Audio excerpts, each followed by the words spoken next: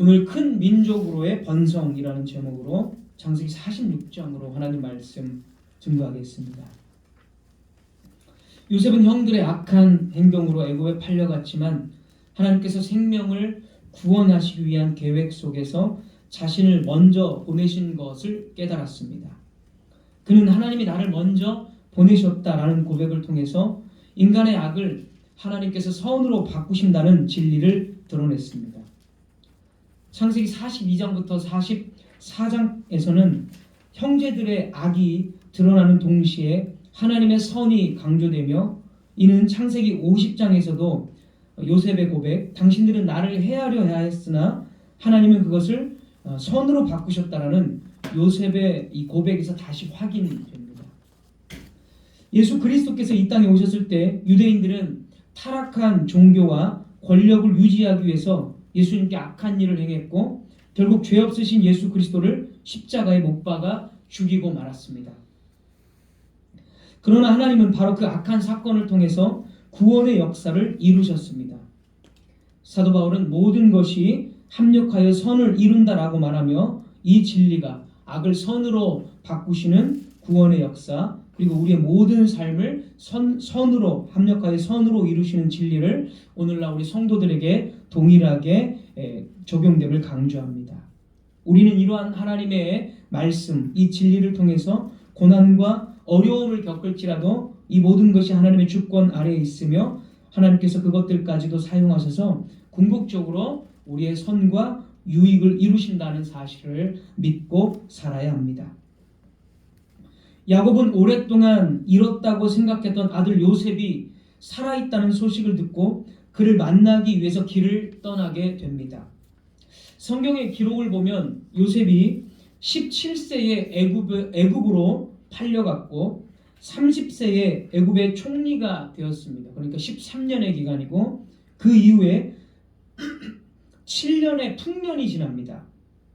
그러면 20년이 지났고, 그 다음에 2년의 흉년의 때에 요셉의 형들이 또 이제 요셉과 또 만났기 때문에 대략 22년 만에 요셉을 이제 보게 되는 것입니다.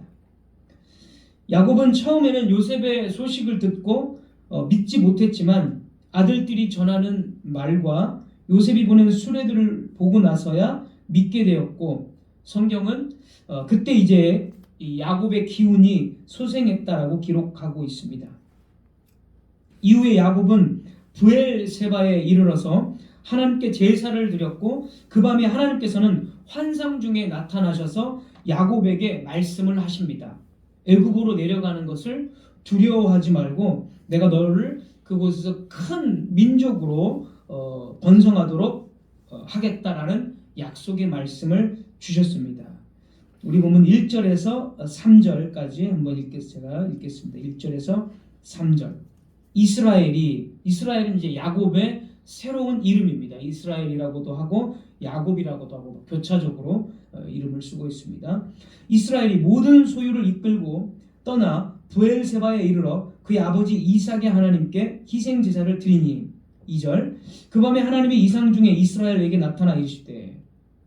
뒤에는 생략하고 3절로 가겠습니다. 하나님이 이르시되 나는 하나님이라 내 아버지의 하나님이니 애굽으로 내려가기를 두려워하지 말라. 내가 거기서 너로 큰 민족을 이루게 하리라. 이 장면은 중요한 이 전환점에서 주어지는 계시의 장면입니다. 아브라함이 창세기 12장에서 처음에 우르를 떠날 때 하나님께서 나타나셔서 내 고향과 친척과 아버지의 집을 떠나서 내게 보여줄 땅으로 가라라고 말씀하셨습니다. 창세기 12장 1절에서 3절. 이것도 아브라함을 이제 그 갈대 우르에서 이제 탈출시켜서 가나안으로 인도하시는 아주 중요한 계시의 장면이고, 또 야곱 역시 젊었을 때에 하란으로 이제 신부감을 구하기 위해서, 그리고 에서의 칼을 피해서 하란으로 향하던 중에 베델에서 사닥다리 환상을 통해서 이제 너는 떠나라, 그리고 너를 내가 번성하게 해서 다시 돌아오게 할 것이다, 이런 식으로 창세기 28장에서 계시의 말씀을 환상으로 또 꿈에 이렇게 주셨습니다. 이처럼 하나님께서는 언약의 역사가 계속 진전되고 새로운 언약으로 넘어가는 또는 새로운 언약을 준비하기 위한 중요한 전환점에서 직접 하나님께서 나타나 주셔서 너가 가는 그 길이 하나님의 언약의 역사를 준비하는 그런 아주 중요한 단계다. 그런 언약이 진행되는 단계라는 것을, 하나님의 뜻이라는 것을 확증해 주셨습니다. 야곱은 가나안 땅을 떠나서 애굽으로 가는 것을 두려워했습니다. 그래서 하나님께서 두려워하지 말라 이렇게 말씀을 하신 것입니다. 여러 가지 이 복잡한 심정이 들었을 것입니다. 하나님은 그런 야곱에게 오래전에 할아버지 아브라함 그리고 자기 아버지 이삭 이렇게 조상들에게 말씀하신 것 같이 애굽으로 가는 것이 두려워할 일이 아니라 이제 새로운 언약의 무대, 새로운 언약을 준비하기 위한 그런 하나님의 뜻임을 확신시켜 주신 것입니다. 그래서 똑같이 과거에 했던 말씀을 할아버지, 아버지 그리고 자기에게 했던 그 똑같은 말씀을 재차 확인시켜 주십니다. 4절에 한번 보면 4절입니다. 내가 너와 함께 애굽으로 내려가겠고 반드시 너를 인도하여 다시 올라올 것이며 요셉이 그의 손으로 네 눈을 감기리라 하셨더라.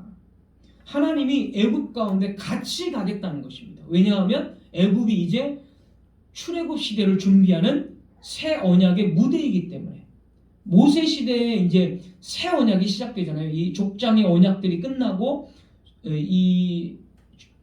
애굽으로 내려가서 모세를 비롯한 이제 출애굽의 언약 그거를 준비하는 단계가 이 애굽에서 시작되기 때문에 하나님도 애굽으로 같이 내려가시겠다고 말씀을 하신 것입니다. 그리고 야곱이 사랑하는 요셉, 너무나도 사랑했던 요셉이 너의 눈을 감겨줄 것이다. 아주 사랑하는 아들을 통해서 평안하게 장례를 치르고 그렇게 할 것이다. 이런 평안한 죽음을 맞이할 것이라는 이러한 위로까지도 야곱에게 하나님이 주신 것입니다.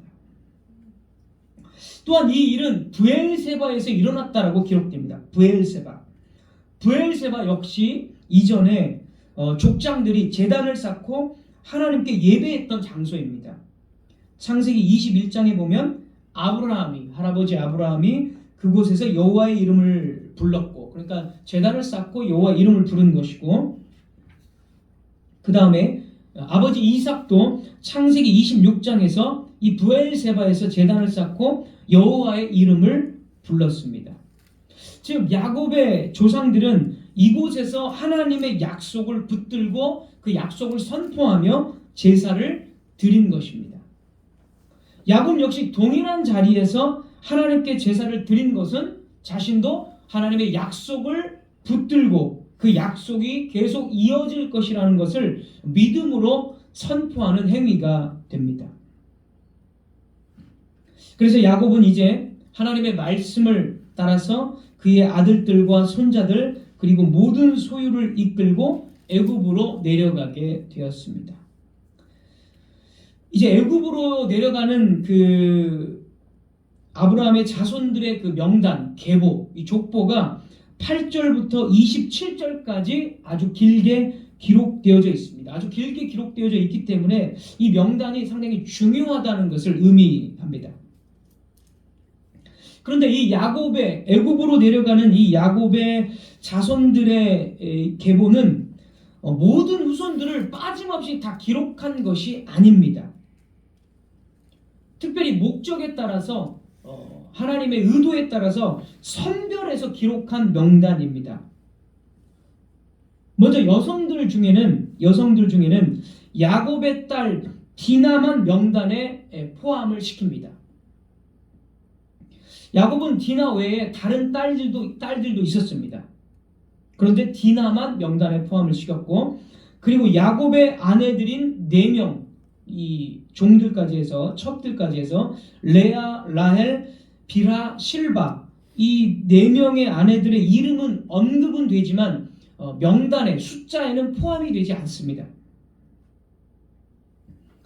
또한 야곱의 아들들의 가문을 대표하는 후손들만 선택적으로 기록이 되어 있습니다. 예를 들자면 민수기 26장에서도 야곱의 아들들로 시작되는 계보가 나오는데 오늘 본문의 이 계보와 비교를 해보면 어떤 이름은 한쪽에는 나오지만 다른 한쪽에는 안 나옵니다. 또 어떤 곳에는 야곱의 아들로 기록이 되지만 다른 곳에는 아들이 아니라 손자로 기록이 됩니다.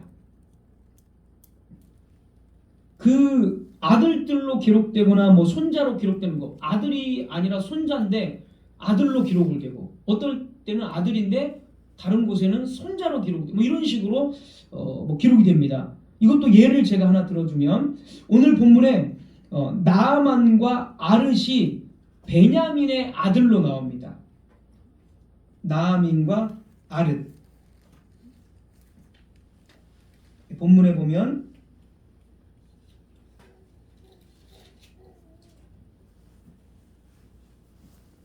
21절입니다. 46장 21절 보면 베냐민의 아들들이 많이 있습니다.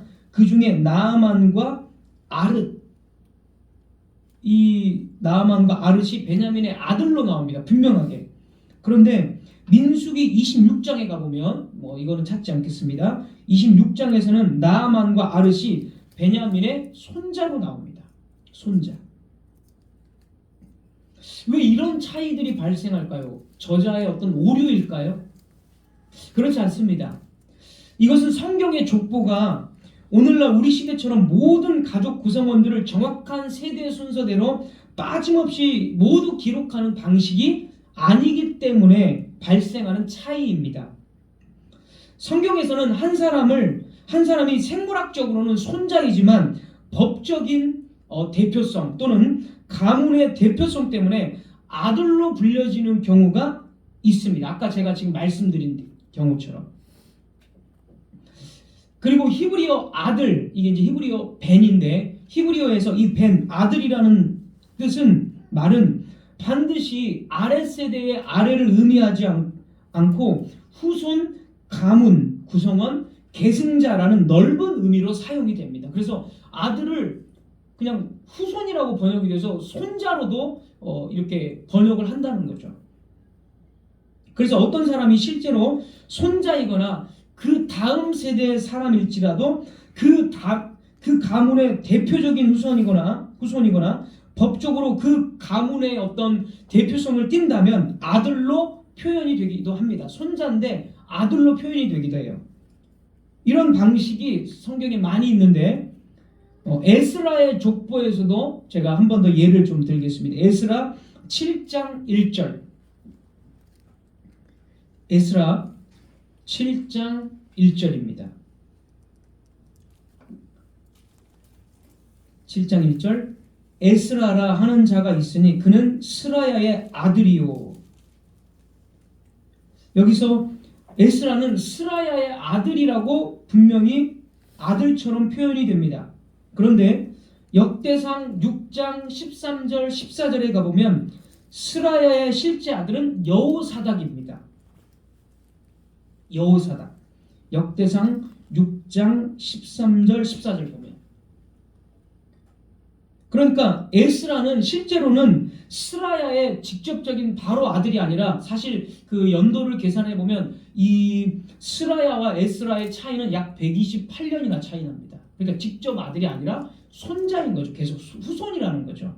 그런데 에스라 7장 1절은 에스라를 스라야의 아들로 표현합니다. 그만큼 에스라는 대제사장을 계승하는 가문의 대표이기 때문에 에스라가. 그런 식으로 법적인 대표성, 가문의 대표성이 있을 때는 몇 세대 후의 사람이지만 후손이지만 아들로 표현하는 것이 성경의 의도, 목적입니다. 그러니까 오늘날 우리 시대의 족보처럼 생각하면 오류다 이렇게 잘못 판단을 하게 되는 것입니다. 이런 식으로 그래서 오늘 야곱의 이 계보들은 선택적으로 이 명단을 이 숫자에 포함을 시켰다는 겁니다. 다분히 저자의 의도가 기록하는 의도와 목적이 있었기 때문에 그렇습니다. 그 중에 또 계속 말씀드리면 뿐만 아니라 이미 애굽에 살고 있는 요셉과 그의 아들 에브라임과 므낫세도 숫자에 포함을 시킵니다. 애굽에 있는 요셉과 그의 아들들은 이미 애굽으로 내려간 사람들이 아니라 이미 애굽에 살고 있어요. 그런데도 숫자에 포함을 시켜요. 저자의 하나님의 의도가 있기 때문에. 그 다음에 창세기 38장 우리가 지난번에 살펴봤지만 거기서 유다의 아들인 오난과 엘은 악했기 때문에 죽었습니다. 이미 죽었어요. 하지만 유다의 아들 엘과 오난도 숫자에 포함을 시켜버립니다. 또 반대로 아직 태어나지 않았을 가능성이 있는 베레스의 아들 헤스론과 하물은 또 숫자에 포함을 시켜요. 이게 연대를 이렇게 계산을 해보면, 시간을 추정해보면 약 22년 안에 손자를 보게 되거든요. 그럼 약간 이게 22년 안에 손자의 그 아들의 그 손자까지 보게 됩니다. 그럼 약간 이게 너무 잘 안 맞아요. 그러니까 베레스의 아들은 야곱의 손자죠. 이 손자들은 사실 아직 태어나지 않는 게 아마도 맞을 것입니다. 그럼에도 불구하고 이 족보의 기록 목적은 우리와 다르다는 걸 반드시 알아야 돼요. 왜냐하면 죽은 사람도 숫자에 지금 포함해버리고 요셉의 가족들도 포함해버리고 아직 태어나지 않는 손자들까지도 그 명단에 포함을 시켰기 때문에. 왜 이렇게 죽은 사람도 포함시키고 태어나지 않는 손자들까지도 포함을 시켰느냐? 이렇게 해서 숫자를 70으로 맞추기 위함입니다. 27절 한번 보겠습니다. 우리 본문 46장 27절.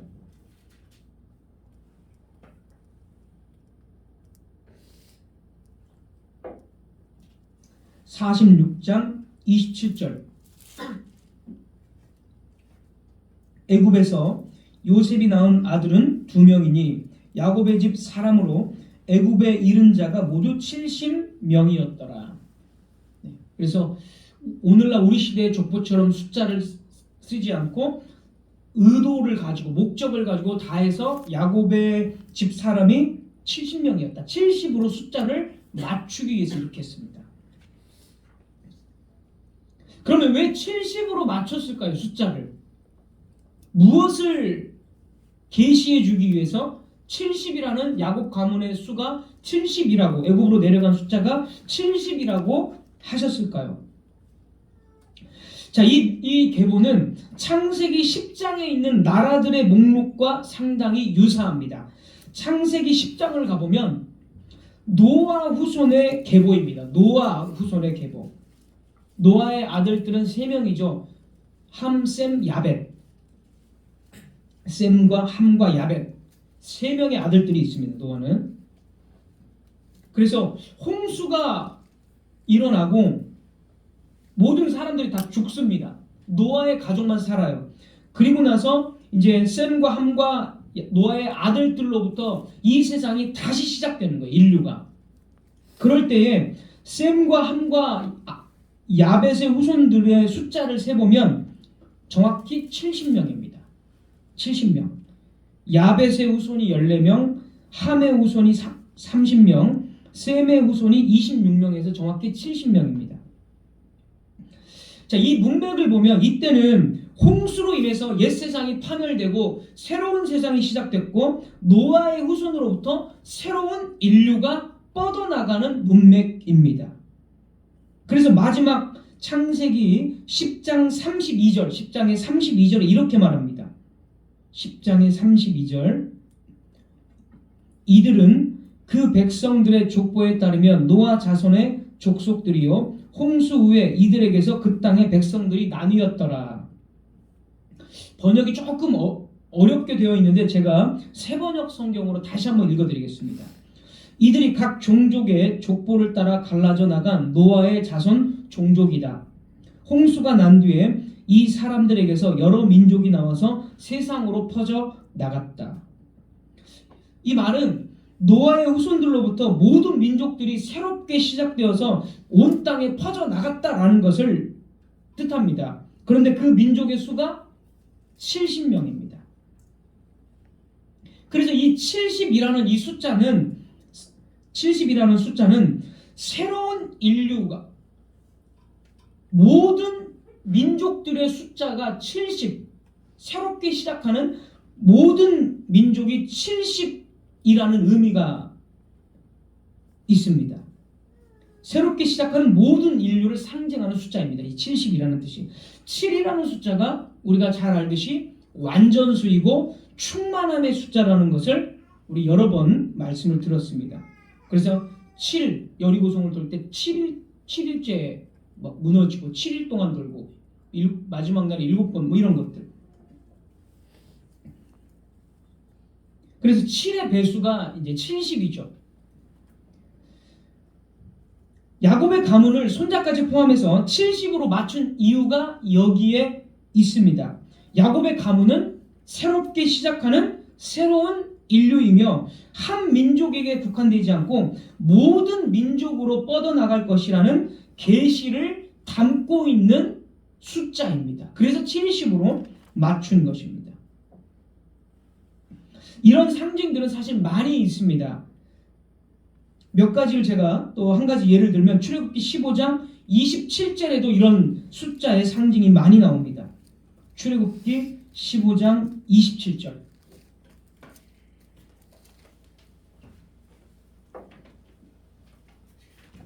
(70이) 왜 그렇게 해석되는가 이렇게 의문을 또 가질 수도 있는데, 창세기 10장에서 그 모든 나라들의 수, 새로운 인류이며 모든 나라들의 수가 70이라고 하는 이 상징적인 숫자 70이다라는 것은 사실 거의 모든 학자들이 다 동의합니다.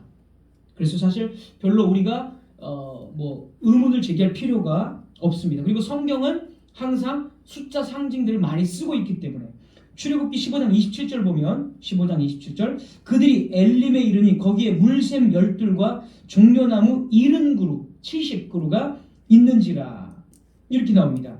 물샘 12이라는 숫자는 언제나 이스라엘 12지파를 의미한다는 거 우리가 항상 배웠습니다. 그래서 야곱의 12아들이 이스라엘 12지파가 되고 대제사장의 옷에 달린 보석들은 모두 12입니다. 12. 그 12를 이스라엘이라고 하나님이 그냥 아예 말씀을 해주십니다. 출애굽기 28장 21절 보면 이 보석들은 이스라엘 아들들의 이름대로 12이다. 12은 언제나 이스라엘 12지파. 그래서 신약에서도 예수님께서 교회를 구성할 때 12제자를 택하시고 요한계시록에서도 12기초서 사도들의 12이름 다 12입니다. 이거는 부인할 수 없을 정도로 성경이 쓰는 상징이며 방식입니다. 그러면 이제 70이 무엇이겠습니까? 말씀드린 대로 모든 민족들의 숫자를 상징하는 게 70입니다.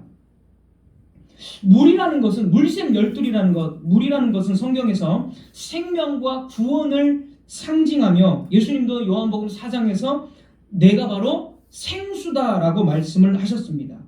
따라서 종려나무 70그루는 물샘 12로부터 생명의 공급을 받아서 하나님의 구원 안에 들어오는 새로운 인류, 모든 족속들을 다 상징하는 숫자입니다. 70. 그래서 창세기 10장과 출애굽기 15장을 통해서 오늘 창세기 46장의 70명은 단순히 야곱 가문의 명단을 말하는 것이 아니라 70이라는 숫자를 통해서 야곱 가문이 지금 새로운 인류이자 큰 민족으로 모든 민족을 포함해서 큰 민족으로 뻗어나갈 것을 계시하는 명단입니다. 하나님께서는 창세기 12장에서 아브라함에게 약속하셨습니다. 내가 너로 큰 민족을 이루고 내게 복을 주어 내 이름을 창대하게 하리니 너는 복이 될지라. 땅의 모든 족속, 모든 민족, 모든 족속이 너로 말미암아 복을 받을 것이다. 이 약속을 아브라함에게도 주셨고 이삭에게도 주셨고 야곱 자신에게도 또 주셨습니다. 그러니까 지금 야곱 가문이 70이라는 것은 모든 족속들이 이제 야곱 가문의 포함될 것이다. 새로운 인류로서 그 약속들이 이제 시작될 것이다라는 그런 계시를 담은 숫자가 바로 70이라는 것입니다. 야곱의 가문은 아직 한 민족에 불과하고 겨우 70명 정도밖에 되지 않는 작은 숫자이지만 하나님이 약속하신 대로 큰 민족, 그리고 땅의 모든 민족들을 포함하는, 땅의 모든 민족들이 참여하는 공동체로 번성해 나갈 것입니다. 그리고 그 일이 이루어지는 무대가 바로 애굽입니다. 그래서 하나님께서는 브엘세바에서 내가 애굽으로 너와 같이 가겠다고 말씀을 하신 것입니다. 요셉이 애굽에서 노예가 되고 투옥하는 과정을 통해서 하나님께서는 그를 사용하셔서 열방의 모든 민족들에게 생명을 나누어주는 통로를 세우셨던 것처럼 하나님께서는 애굽이라는 당시의 이 큰 제국, 큰 세계의 중심 무대 속에서 이스라엘을 큰 민족으로 성장시키셔서 장차 모든 민족을 향해 뻗어나가는 하나님의 백성이 되게 하실 것입니다.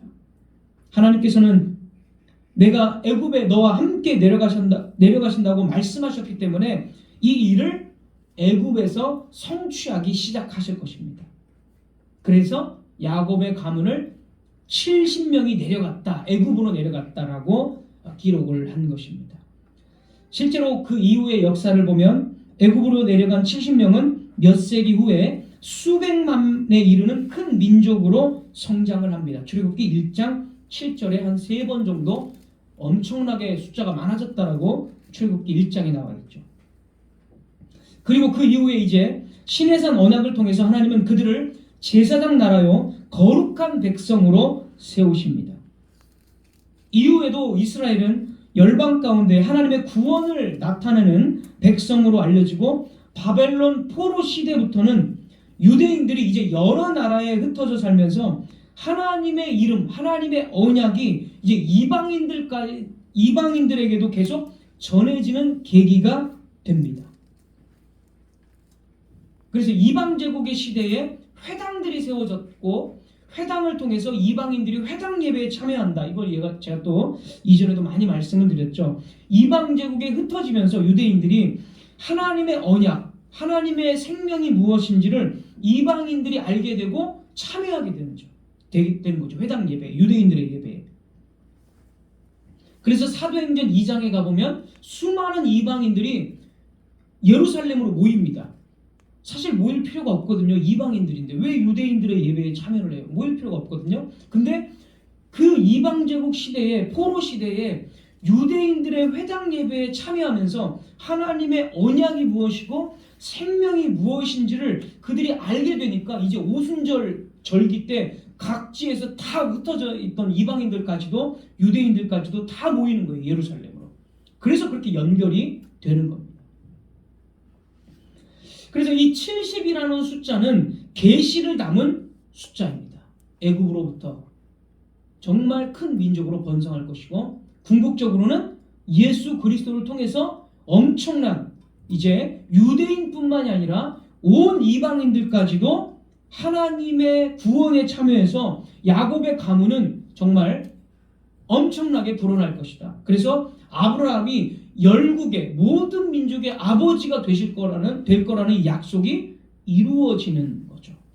그래서 예수 그리스도 안에서 이루어질 계시를 담은 숫자가 됩니다. 예수님께서는 이 70이 상징하는 이 계시를 이제 성취하시기 위해서 십자가에 이제 이 땅에 오셨고 십자가에서 죽으심으로 모든 민족들의 생명이 되셨습니다. 주님께서는 하나님 나라의 구원이 더 이상 한 민족에 머무르는 것이 아니라 온 민족에게 확장되도록 자신이 십자가에서 죽으신 것입니다. 그리고 부활하신 후 제자들에게 너희는 가서 모든 민족들을 제자로 삼으라 라는 지상 명령을 주셨고 복음이 모든 민족에게 전파될 길을 여셨습니다.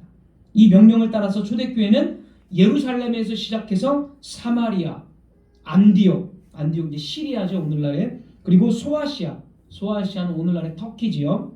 그리고 북부 그리스, 남부 그리스 지역, 또 제국의 중심이었던 로마에까지 복음을 전함으로써 하나님의 백성들이 이제 유대인들을 넘어서 이방인들에게까지, 즉 예수 그리스도 안에서 모든 민족들이 새로운 인류로 세워지게 되었습니다.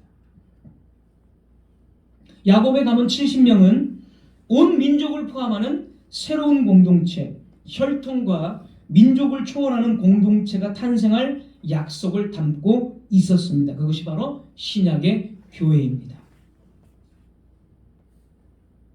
예수 그리스도께서 십자가에서 죽으심으로 한 민족 안에만 머물던 하나님의 구원은 더 이상 경계에 갇히지 않고 모든 민족과 연결되는 길을 열었습니다.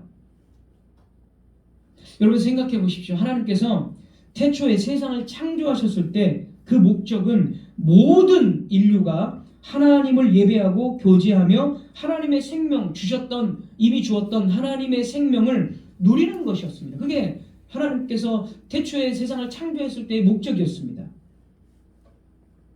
그러나 어땠습니까? 아담과 하와의 반역으로 이 세상은 죄의 세상이 되었고 사람들은 하나님 없이 살아가며 소망 없는 죽음을 지닌 존재로 추락했습니다. 그래서 어떤 사람들은 더 이상 이제 생명이 무엇인지를 모르고 하나님과의 살아있는 교제, 영생이 무엇인지를 모르기 때문에 이 죄의 지배 가운데 있기 때문에 사람들은 운명에 체념한 채 살아가기도 하고, 어떤 사람들은 그래도 이 죄악된 세상에서 뭔가 인생의 의미를 찾고자 하면서 눈에 보이는 것들을 추구하기도 하고 자신이 생각하는 뭔가의 의미를 찾아서 살아가기도 합니다. 하지만 이 모든 것들은 다 죄 안에서 죄의 지배 가운데 죽음을 지닌 삶에 불과합니다. 아무리 자아 실현을 한다 할지라도, 인생의 의미를 찾았다 할지라도 죽음을 지닌 존재로서 살아가는 것 뿐입니다. 또 어떤 냉소적인 사람들은 아무도 믿지 말고, 세상이 이러니까 아무도 믿지 말고 너 자신만을 믿어라, 누구에게도 의존하지 말며 스스로 힘을 키워서 안전을 확보하라 라고 조언을 합니다. 이런 사람들 엄청나게 많죠. 하나님 믿을 바에 내 힘을 믿고 내 삶의 태도를 믿고 내 계획을 믿고, 불신자들이 거의 대부분 이런 사람 정말 많습니다. 죄에 빠진 인간이 할 수 있는 일은 겨우 이런 것에 불과합니다. 이 세상을 하나님의 창조의 목적대로 살지 않고 세상 사람들은 다 죄의 노예 가운데 살고 있기 때문에. 우리들 역시 마찬가지 아니었습니까? 우리는 파도에 휩쓸리는 나뭇가지처럼 중심을 잡지 못하고 이리저리 흔들리며 사는 소망 없는 자들이었습니다. 하지만 하나님께서는 이 세상을 포기하지 않으십니다. 왜냐하면 이 세상은 하나님의 창조하신 하나님께서 주인 되시는 세상이기 때문입니다. 그래서 하나님은 처음 창조 때처럼 다시 한번 모든 민족들이 하나님께로 돌아와서 창조의 목적대로 하나님을 예배하며 생명을 누리는 백성으로 세우기를 원하셨습니다. 그래서 아브라함을 부르셨고 아브라함의 자손들 야곱 가문을 세우셨고, 야곱 가문이 애굽으로 내려가서 이스라엘이라는 민족으로 번성하도록 성장시키셨습니다. 그 이스라엘 민족 안에서 바로 메시아 예수 그리스도를 오게 하심으로써 이제 처음 창조의 목적대로 모든 민족들을 향한 구원의 길을 완성하신 것입니다. 그리고 예수 그리스도 안에서 열린 이 구원의 소식을 제자들을 통해서 세상 곳곳에 전파되도록 하셨습니다. 그 결과 민족과 혈통에 관계없이 사람들은 이제 하나님께로 돌아와서 기쁨으로 교제하며 하나님을 예배하기 시작했습니다. 이것은 단순히 기독교라는 한 종교가 어떻게 뻗어나갔는가, 어떻게 온 세상에 퍼져나갔는가를 말하는 것이 아닙니다. 이것은 하나님께서 타락했던 죄로 인해서 아무런 소망이 없던 인류를 새롭게 다시 시작하는 새 창조, 새 인류를 시작하는 새 창조의 역사입니다. 예수 그리스도 안에서 하나님은 반역했던 사람들을 다시금 모으시며 죄로 인해 깨어진 창조를 새롭게 시작하신 것입니다. 그래서 바울은 그리스도를 믿는 사람들을 가리켜 너희들은 새로운 피조물이다. 고린도후서 5장 17절 새로운 피조물이다라고 말합니다. 또한 에베소서 2장 15절에서는 에베소서 2장 15절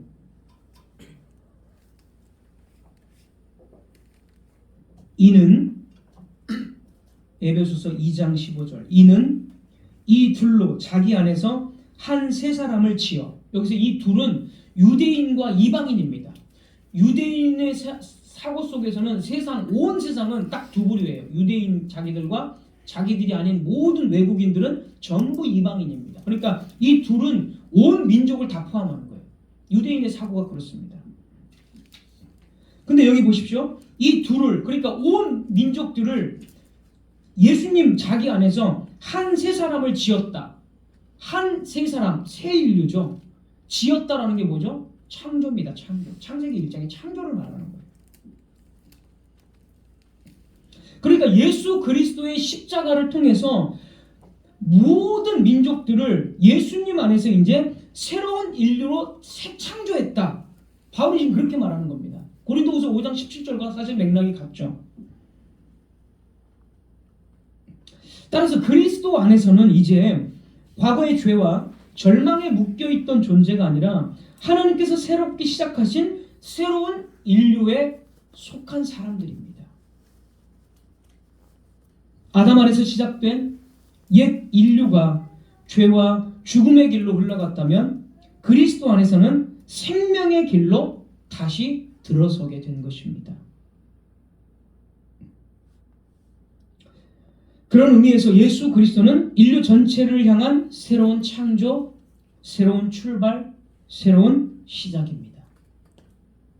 하나님께서는 그리스도를 통해 무너진 창조 세계를 회복하시고 그리스도를 통해서 무너진 창조 세계를 회복하시고 모든 민족 가운데서 하나님을 예배하는 새로운 공동체를 계속 세우고 계십니다.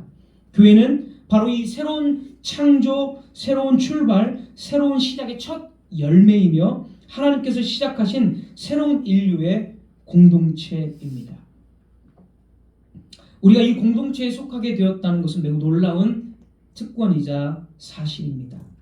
우리는 단순히 종교적인 삶을 시작하는 것이 아니고 또는 일요일에 주일에 삶의 취미가 뭔가 교양 있는 뭔가를 하나 더 한다는 그런 것 또는 성경에 대한 관심사가 하나 추가되었기 때문에 주일에는 성경을 배우는 그런 류의 어떤 무언가를 하나 추가한 사람들이 아닙니다. 우리는 그리스도 안에서 시작하신 하나님의 새로운 창조의 역사에 동참하는 것입니다.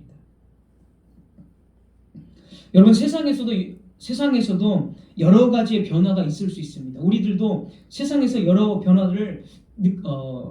변화를 체험할 수 있습니다. 뭐 직업이 바뀔 수도 있고 우리의 생각들이 바뀔 수도 있고 전에는 좋다고 생각했던 것들을 나쁘게 생각할 수도 있고 또 사는 곳이 바뀔 수도 있습니다. 사람과의 관계도 달라질 수도 있습니다. 그러나 이런 변화들은 사람의 존재 자체가 새롭게 되는 것은 아닙니다.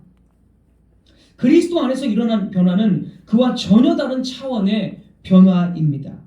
우리는 새 인류로서 새로운 주인이신 하나님을 알게 되었고 새로운 가치관을 가지고 새로운 방향으로 새로운 섬김의 삶을 살게 되었습니다.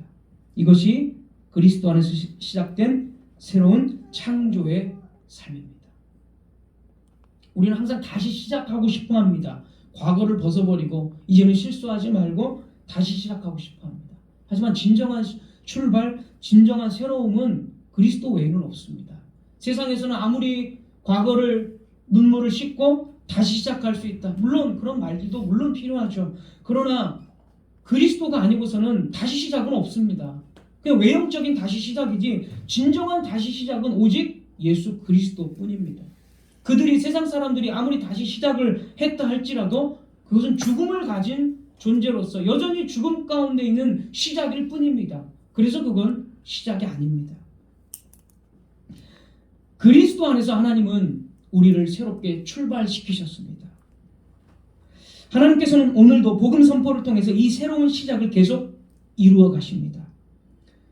우리들을 새로운 창조로 초대하고 계시며 계속해서 우리를 새로운 피조물로 다듬으시고 또 빚으시고 또 빚어 가십니다. 또한 모든 민족들을 향한 하나님의 계획은 반드시 계속적으로 이루어질 것입니다.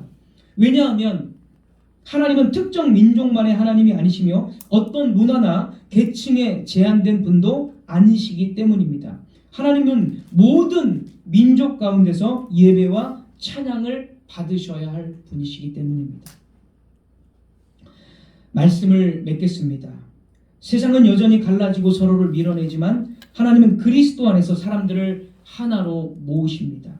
세상은 여전히 옛 질서 속에서 경쟁하고 다투고 죽음의 길을 향해 가고 있지만 하나님은 새로운 창조를 시작하심으로써 그들이 하나 되고 하나님을 예배하며 생명을 누리게 하십니다. 그리스도 안에서는 죄의 옛 삶이 지나가고 새로운 삶이 시작됩니다. 그리스도 안에서는 소망 없던 인생 위에 하나님의 생명이 다시 시작됩니다. 그리스도는 새로운 인류의 시작이자 우리의 인생의 새로운 출발입니다. 그리스도 안에서 다시 한번 일어나고 또 한 주를 시작하고 또 한 달을 시작하고 또 1년을 시작하는 저와 여러분들 되시기를 주님의 이름으로 부탁을 드립니다. 기도하겠습니다.